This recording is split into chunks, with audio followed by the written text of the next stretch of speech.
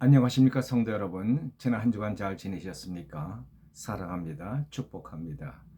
오늘 우리가 함께 은혜 받을 말씀은 마태복음 11장 28절로 30절 말씀입니다. 제가 봉독하겠습니다.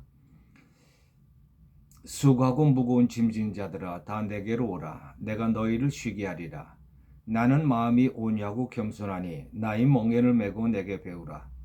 그리하면 너희 마음이 쉼을 얻으리니 이는 내 멍에는 쉽고 내 짐은 가벼움이라 하시니라. 아멘. 우리가 살고 있는 이 현실이 정말 감당할 수 없는 무게로 우리를 짓누를 때가 있습니다. 사람들은 문제가 발생할 때에 그 문제가 없었으면 좋았을 텐데 라고 생각합니다. 그리고 왜 이런 문제가 내게 생겼는지 그것을 비관하고 또 원망합니다. 왜 하필 나야? 다른 사람은 다 멀쩡한데 나같이 착하게 살아온 사람에게 왜 이런 문제가 생긴 거야? 이런 생각이 잡혀 자신을 비관하다 보면 우울증이 걸립니다. 실상 오늘날 현대인들의 10%에서 20% 정도가 우울증을 경험하고 있다고 합니다. 우울증에 잡히면 정말 불행해집니다. 이것은 질병에서 오는 통증보다 더 힘들고 괴로운 병입니다. 문제는 누구에게나 다 있다는 것입니다. 또 언제라도 문제를 만날 수 있습니다. 그런데 그 문제를 어떻게 상대할 것이냐 하는 것이 너무나도 중요합니다. 문제에 짓눌려서 한숨 짓는 눈물의 인생을 살 것이냐, 아니면 날마다 문제와 싸우면서 전쟁의 삶을 살 것이냐, 이것이 수고하고 무거운 짐진 자들의 모습입니다. 오늘 예수님은 수고하고 무거운 짐진 자들아 다 내게로 오라라고 말씀하십니다. 그리고 그 문제를 해결할 수 있는 길을 가르쳐 주십니다. 내 멍에를 메고 내게 배우라고 말씀하십니다. 그럼 예수님이 말씀하시는 멍에를 맨다는 말은 무슨 뜻이고 또 배운다는 것은 무엇을 말씀하시는 겁니까? 멍에는 밭이나 논에서 큰 쟁기 하나를 끌 때 두 마리 소에다 씌우는 도구를 말합니다. 예수님을 한 소에다가 비유한다면 또 하나는 바로 나를 두고 하는 말씀입니다. 예수님과 함께 멍에를 메고 있으면 아무리 큰 문제라도 쉽게 극복할 수 있고 쉽게 해결할 수 있다는 것입니다. 그런데 예수님과 함께 멍에를 메고 있으려면 예수님과 나란히 있어야 합니다. 등과 등이 나란히 있지 않으면 예수님과 멍에를 같이 메고 있을 수가 없습니다. 예수님과 등을 나란히 할 수 있어야 하는 것이 필수적입니다. 예수님과 등을 나란히 할 수 있는 것이 무엇입니까? 그것은 오늘 예수님이 말씀하신 것처럼 나는 마음이 온유하고 겸손하니 하셨습니다. 온유한 마음과 겸손한 마음, 온유하고 겸손한 인격, 그것이 바로 주님과 멍에를 같이 하는 것입니다. 이런 사람이 되면 우리에게 주어진 모든 문제는 그렇게 무겁고 힘든 것이 아닙니다. 얼마든지 감당할 수 있는 것입니다. 뿐만 아니라 오히려 그런 문제들로 인하여 우리는 더욱 의미 있고 보람이 있는 삶을 살아갈 수 있게 되는 것입니다. 첫째로 온유한 사람은 어떤 사람입니까? 예수님은 그 온유를 내게서 배우라고 말씀하셨습니다. 예수님을 보고 배우면 됩니다. 예수님이 어떠한 모습이 온유한 것입니까? 예수님의 관용과 용서하심입니다. 제자 베드로가 물었습니다. 주님, 몇 번을 용서해 줘야 합니까? 7번 하리이까? 그러자 예수님은 70번에 7번이라도 용서하라고 하셨습니다. 그러면 온유한 사람의 반대는 어떤 사람입니까? 절대로 용서하지 않는 사람입니다. 이런 사람은 그 마음에 언제나 칼을 품고 있습니다. 그 마음이 살벌합니다. 마음에 용서와 관용이 있는 사람은 그 마음이 참으로 편안합니다. 마음이 잔잔한 호수와 같이 평화롭습니다.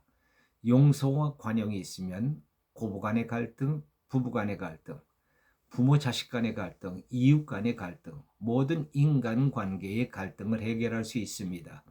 사람 사는데 제일 힘든 게 뭡니까? 바로 인간관계에서 오는 갈등과 불화입니다. 마음의 상처가 크면 용서가 안 됩니다. 그러나 용서가 안 된다고 그를 미워하고 계속 불화하면서 살면 더 큰 고통이 있을 뿐입니다. 용서가 안 된다고 그렇게 말하지 마십시오. 그래서 예수님은 우리에게 내게 배우라고 말씀하셨습니다. 우린 예수님에게 무엇을 배울 수 있습니까? 예수님은 그를 팔았던 가룟 유다를 용서하셨고 3번이나 부인했던 베드로도 용서하셨고 자기를 버리고 도망쳐버린 제자들도 용서하셨습니다. 심지어 그를 향해 침을 뱉고 조롱했던 유다 백성들과 채찍질했던 로마 병사들까지도 용서하셨습니다. 아버지여, 저들의 죄를 사하여 주옵소서. 저들의 죄를 용서해달라고 아버지께 부탁하셨습니다. 예수님에게서 온유를 배운 스데반은 유대인들에게 돌을 맞아 죽으면서도 그들을 용서하면서 죽었습니다. 주여, 이 죄를 그들에게 돌리지 마옵소서. 그의 얼굴이 천사처럼 빛났습니다. 그에게 하나님의 은혜가 넘쳤기 때문입니다. 용서와 관용이 있는 곳에 하나님의 은혜가 있습니다. 강 같은 평화가 있게 되는 것입니다. 온유하면 버드나무가 생각납니다. 바람이 불어도 버드나무 가지는 바람을 조금도 두려워하지 않습니다. 바람을 받아주면 되기 때문입니다. 하늘 흔들리는 가지가 마치 바람이 즐거워 춤을 추는 것과 같습니다. 그러나 딱딱한 나뭇가지는 바람과 맞부딪혀 싸우느라고 거의 사색이 되어 있습니다. 그러다가 가지가 부러지고 나무가 뽑혀버리게 됩니다. 온유한 사람들이 되십시오. 어떤 인간 문제도 다 풀고 살아갈 수가 있습니다. 상대가 뭐라 하든 나는 그를 용서하고 관용하면 되는 것입니다. 둘째로 겸손한 사람은 어떤 사람입니까? 겸손한 사람을 이렇게 표현하고 싶습니다. 하나님을 하늘이라고 한다면 겸손한 사람은 땅과 같은 사람입니다. 예수님은 하늘이셨는데 땅이 되셨습니다. 땅과 같은 사람이 겸손한 사람입니다. 땅의 특징이 무엇입니까? 땅은 하늘이 무엇을 주든지 다 그대로 받습니다. 비를 주면 비를 받고 눈을 주면 눈을 받습니다. 하늘에서 빛을 주면 빛을 받고 어둠을 주면 어둠을 받습니다. 하늘에서 따뜻한 온기를 주면 온기를 받고 추위를 주면 추위를 받습니다. 땅의 성질은 그대로 받는 것입니다. 거부함이 없습니다. 하늘이 주는 것을 무엇이든지 군말하지 않고 받는 것이 땅의 자세입니다. 그리고 하늘이 주는 것을 받아 생명을 만듭니다. 받기만 하는 것이 아니라 생명을 만든다는 것이 중요합니다. 이사야 56장 10절에서 비와 눈이 하늘에서 내려서는 다시 그리로 가지 않고 토지를 적시어서 싹이 나게 하며 열매가 맺게 하여 파종하는 자에게 종자를 주며 먹는 자에게 양식을 줌과 같이라고 했습니다. 하나님이 주시는 것을 받아 생명의 씨를 맺어 싹이 나게 하여 마침내 놀라운 풍성한 결실이 나도록 만드는 것이 바로 땅이라는 것입니다.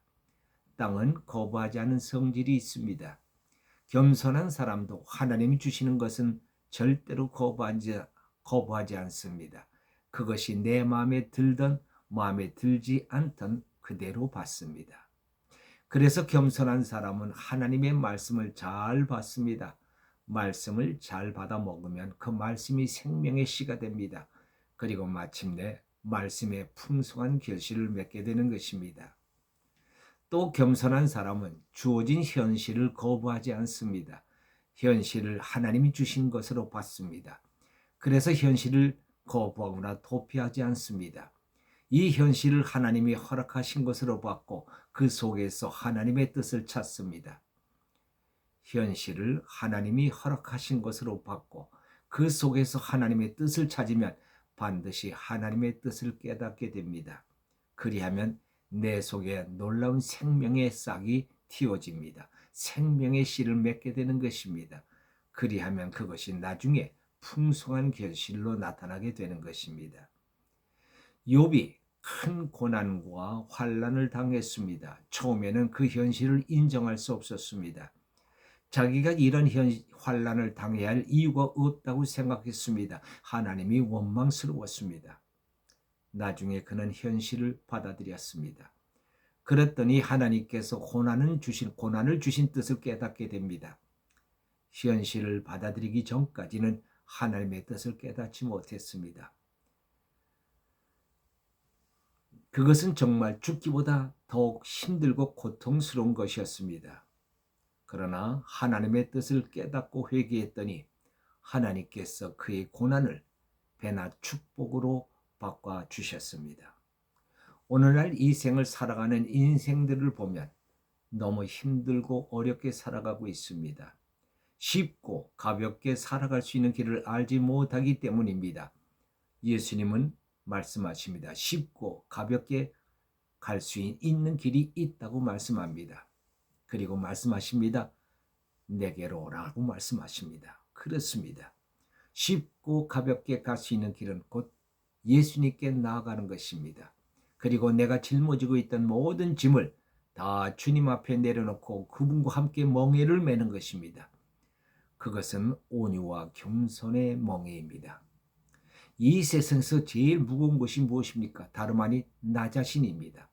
내 자신을 내려놓고 모든 사람을 관여하고 용서하십시오. 그리고 땅이 되십시오. 내게 주신 모든 것을 하나님이 주신 것으로 받아들이고 그 속에서 하나님의 뜻을 찾아 내 것으로 삼으십시오. 그리하면 우리 삶에 놀라운 평화가 임할 것입니다. 뿐만 아니라 감사와 풍성과 영광이 넘치는 결실을 얻게 될 것입니다. 기도하십시다. 할렐루야. 하나님 아버지 감사합니다. 수고하고 무거운 짐진 자들아 다 내게로 오라. 내가 너희를 쉬게 하리라. 그리 말씀하신 예수님께서 내게 와서 내 멍에를 메고 내게 배우라고 말씀합니다. 우리 예수님은 마음이 온유하고 겸손한 분이십니다. 이 온유와 겸손을 배우라고 말씀하십니다. 주여, 그렇습니다. 우리 예수님 앞에 나아가 우리 자신을 내려놓고 예수님의 겸손과 온유의 멍에를 맬 때에 우리는 쉽고 가벼운 삶을 살아가게 될 줄로 믿사오니 주여, 우리 예수님을 배우는 자들 되게 하소서. 예수님과 함께 멍에를 매는 자가 되게 하소서. 그리하여 정말로 이 세상에 그렇게 힘든 세상이 아니라 쉽고 가벼운 인생, 또 즐겁고 그리고 감사가 넘치는 인생, 우리의 인생이 화평과 기쁨이 넘치는 인생이 되는 놀라운 축복을 베풀어 주시옵소서. 감사드리죠. 예수 그리스도의 이름으로 기도하옵나이다. 아멘.